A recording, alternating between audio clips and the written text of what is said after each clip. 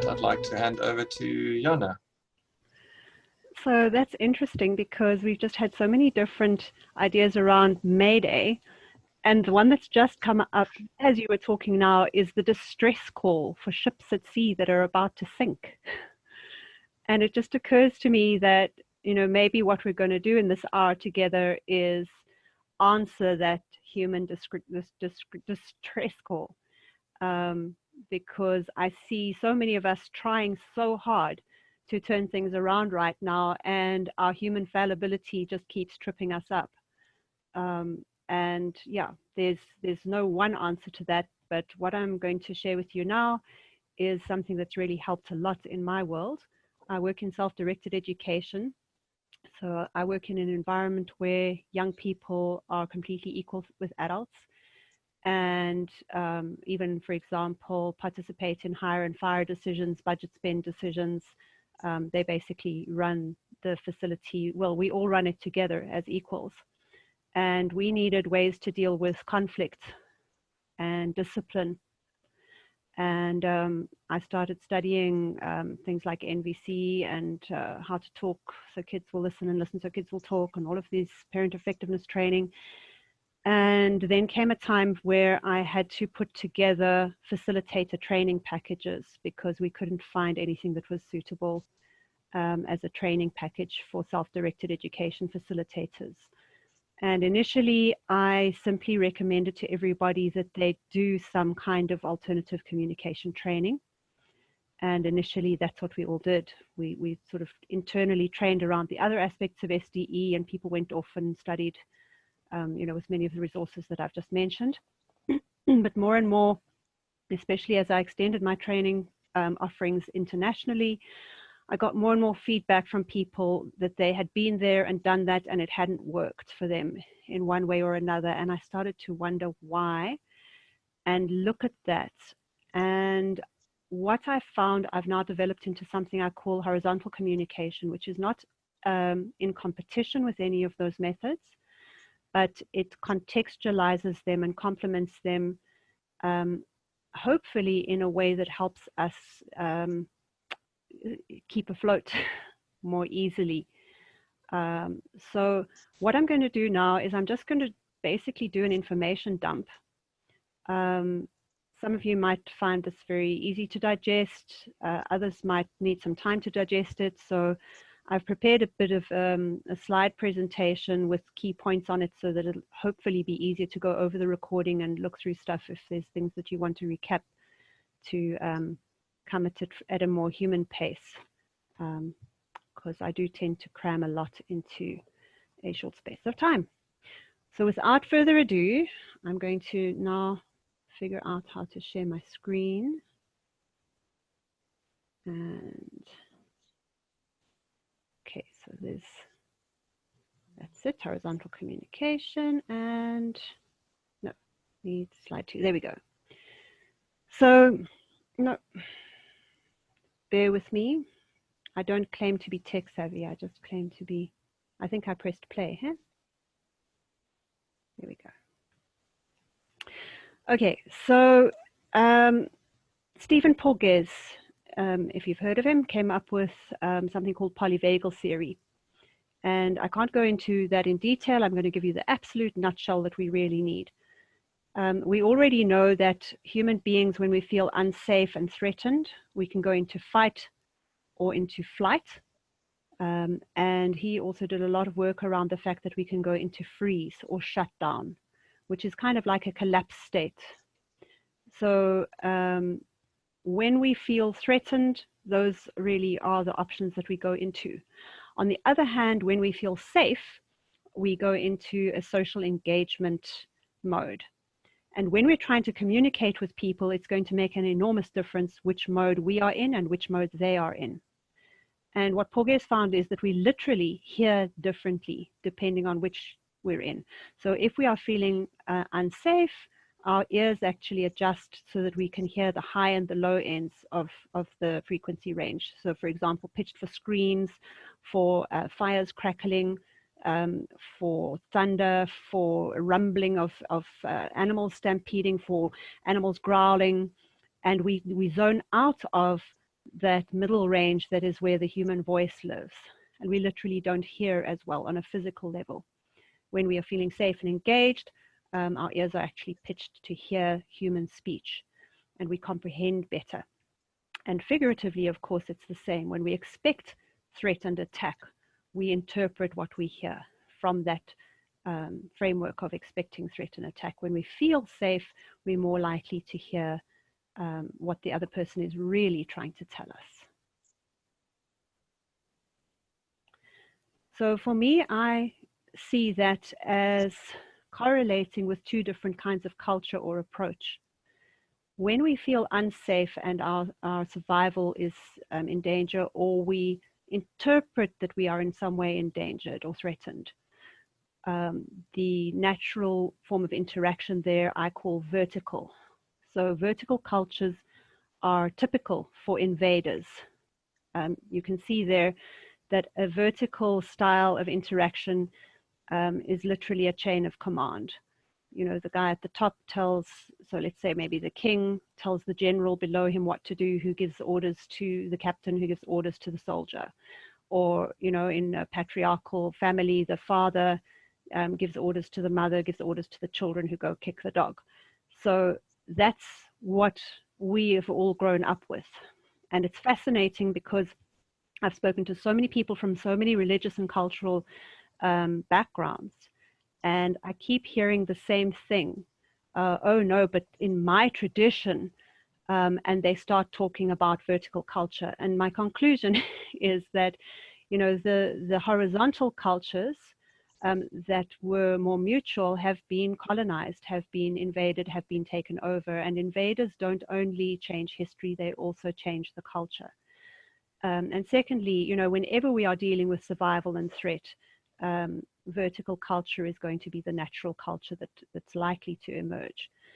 So that's the first thing to realize, is that we pretty much guaranteed grew up learning vertical ways of being.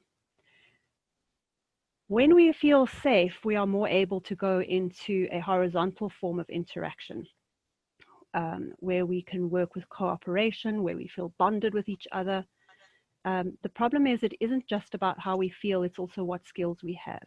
And given that we've been enculturated vertically, where we start falling into distress and tripping up is when we try to do horizontal using vertical skills and not realizing that we're stuck in vertical habits.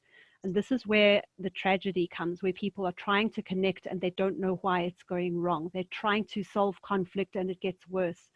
I've seen so many relationships around me deteriorating, between parents and children, between partners, between countries. So that's where it's important to start becoming aware of this. So briefly going through this, vertical characteristics: there's a chain of command, obedience is valued, and kindness is optional. Very briefly, in horizontal, we could see obedience as a form of collapse in the face of threat when we feel that we don't have any other options. It's not necessarily a positive thing. Respect is reinterpreted as deference. The word respect is used, but it's meant, what is meant is that you politely submit to a superior person with more status or power, even if you despise them. We all compete for higher places on the chain through violence, through moral high grounding, and through games like Who's Right.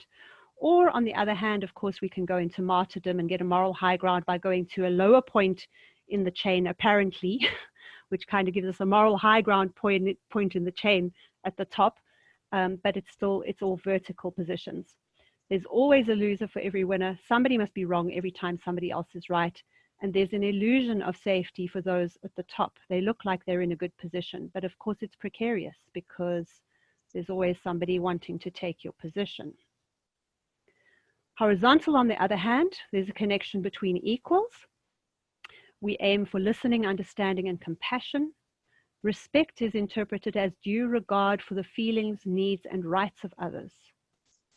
Deference is not important since no one is seen as superior. Cooperation and collaboration replace competition, and mutual understanding is more important than being right. So even if we agree to disagree, the question is, how is our connection doing?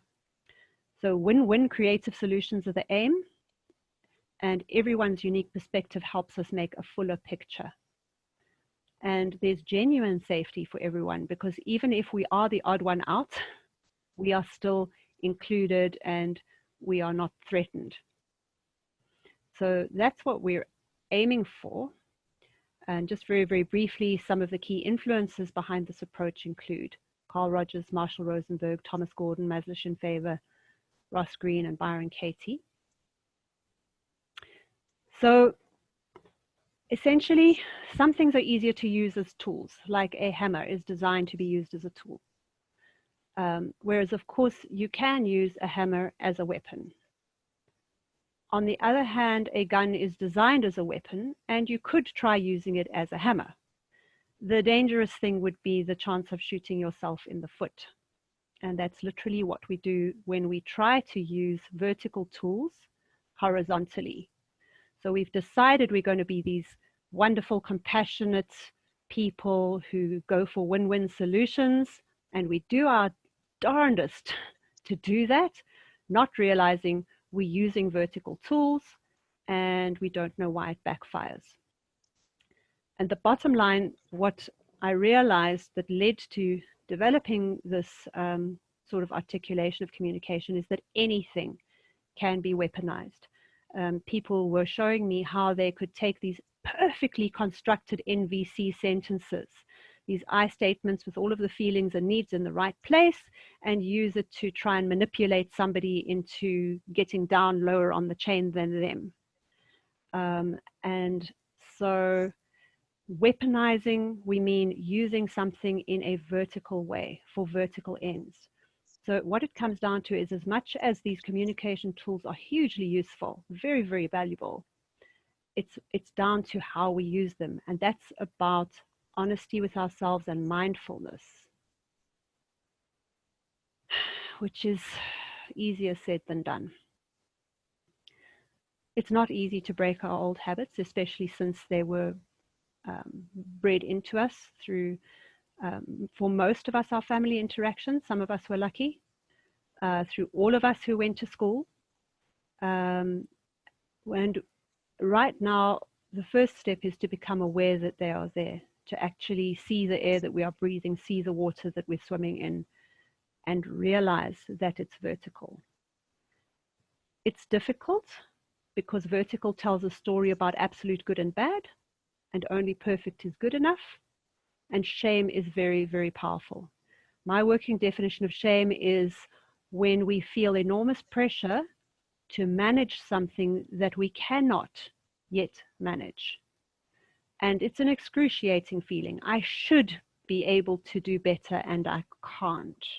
Whether that's about bladder control, whether it's about keeping our temper, whether, whatever it may be. The vertical story is that we ought to be perfect. And demanding perfection of the self or others ensures that we stay in vertical mode. Horizontal sees that there is no perfect, which is a hugely shameful thing to admit if you're stuck in vertical. But horizontal approaches have compassion for ourselves and compassion for others. We acknowledge that being human is hard and always messy, which is also why we need so much love and kindness. Especially recently, I've seen so much pain coming from people just starting from the assumption that the other person ought not to have whatever limitations, or feeling that we ourselves ought not to have these limitations. And the fact is, this is planet Earth and I haven't seen perfect yet. So one of the most common ways that this manifests in our culture is through a story we tell, which has been called the Karpman drama triangle. And this is a habit that's, again, hard to break. In the Karpman drama triangle, there's only three things that you can be. You can be the persecutor, you can be the rescuer, or you can be the victim. So whenever I am unhappy or something is going wrong, I start to look for this pattern and see, who do we blame? Who is the persecutor? Who's the person causing all the trouble? Who's the victim that I must rescue or save? And who am I going to be? I'm going to be the rescuer. And the thing is that these positions move. You cannot actually sit in one position, but we all like to think that we're sitting in one position or two positions, because everybody's very comfortable over here. Everybody wants to see themselves as the rescuer and the victim. Nobody wants to see themselves as the persecutor, except of course under certain circumstances, especially when you really give up and become cynical. But as we learn in screenwriting and constructing fiction, your villain only becomes plausible if they are the hero of their own story, because that is how humanity works. Your persecutor is the hero in their own story, and if you really speak to a persecutor, you will find someone who believes they are a victim or a rescuer. So we all play this little dance, not realizing we're playing it because it's very, very convincing, and it can get very, very subtle. And it's a vertical dance, and it relies on us staying in vertical mode. The moment that we go into horizontal mode, we actually can't sustain this dance, and it falls apart, and we see it for the imposition that it actually is.